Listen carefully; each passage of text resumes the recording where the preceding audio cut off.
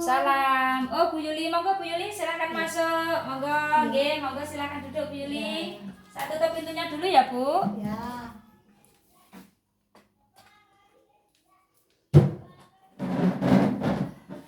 Selamat siang Bu Yuli, perkenalkan nama saya Bidan Siswati. Saya bidan di sini. Begini ya Bu Yuli, tadi saya mengundang Bu Yuli untuk datang ke sini. Tujuannya apa? Tujuannya adalah untuk memberikan konseling mengenai infeksi menular seksual. Namun sebelumnya, apakah Bu Yuli sudah pernah mengetahui atau pernah mendengar tentang hal tersebut, Bu?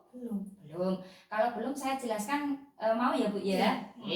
Begini ya Bu, infeksi menular seksual adalah infeksi yang ditularkan melalui hubungan seksual, baik bisa melalui vagina, bisa melalui dubur, dan juga bisa melalui mulut.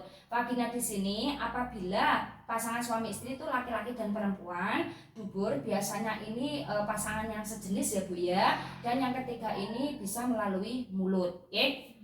Terus di sini penyebabnya ada 4 Bu Yuli. Yang pertama adalah bakteri, yang kedua jamur, yang ketiga adalah parasit, dan yang keempat adalah virus. Yang pertama ini bakteri ya Bu. Ini penyakitnya ada 2, yaitu gonorrhoe dan chlamydia. Gonorrhoe di sini dan chlamydia ini saya jelaskan satu-satu. Gonorrhoe adalah kencing nanah atau kencing darah yang mana bisa dialami laki-laki atau perempuan. Di sini biasanya disertai rasa panas atau nyeri ketika buang air kecil.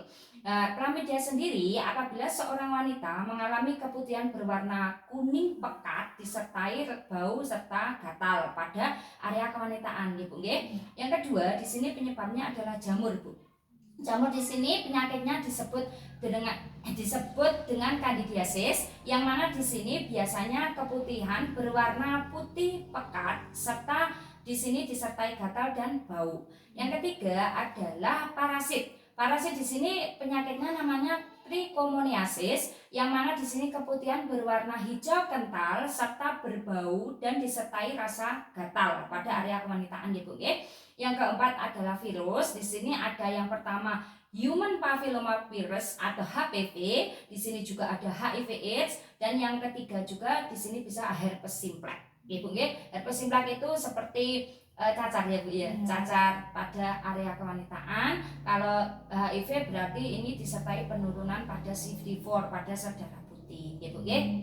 Nah, di sini Bu untuk tanda dan gejala. Nah, kita kan harus mengetahui tanda dan gejala. Tanda dan gejalanya adalah yang pertama ini bisa nyeri ketika buang air kecil, nyeri pada abdomen atau perut bagian bawah, nyeri ketika berhubungan suami istri. Pada laki-laki biasanya bisa kencing berwarna keruh, darah ataupun nanah. Ini juga bisa terjadi pada wanita. Biasanya kalau wanita itu terjadi keputihan yang disertai rasa gatal serta disertai juga di sini bau yang tidak sedap. Selain itu juga akan bisa tumbuh lesi ataupun luka kecil gitu ya Bu ya.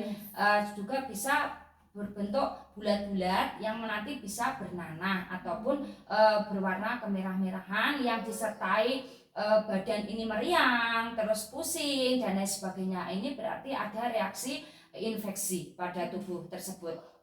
Nah, di sini untuk penularannya adalah bisa lewat 3 ya Bu ya. Ini jenengan nanti bisa ingat-ingat ya. Yang pertama adalah bisa lewat hubungan seksual. Bisa tadi saya jelaskan suami istri atau yang mungkin ada yang sama jenis atau lewat mulut tadi ya Bu ya. Juga bisa ditularkan melalui pertama adalah transfusi darah.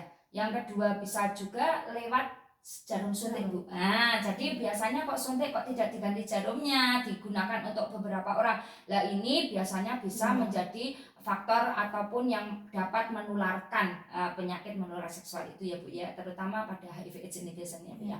Terus yang ketiga ini bisa menular dari ibu hamil ke janinnya. Jadi di sini lewat uteroplasenta ya Bu ya, atau plasentanya. Jadi di sini kan ada hubungan antara ibu dan janinnya, sehingga ini bisa lewat pembuluh darah ya Bu ya. Ini bisa ditularkan ke janinnya.